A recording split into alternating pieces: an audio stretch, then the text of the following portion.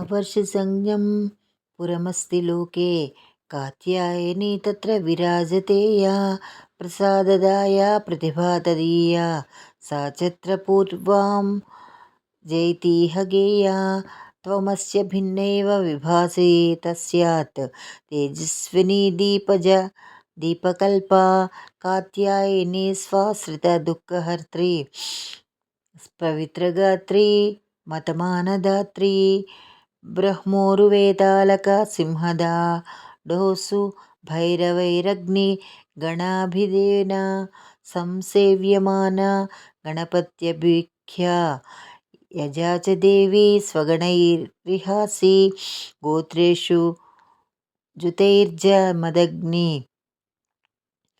भारद्वाजा त्रिसत् काश्यप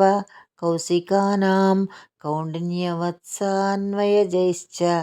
विपैर्निजैर्निजेशेव्ये वरदे नमस्ते भजामि गोक्षीरकृताभिषेके रक्ताम्बरे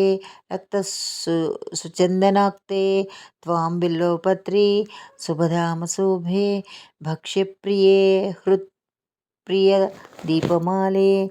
खड्गं च शङ्खं महिषासुरीयं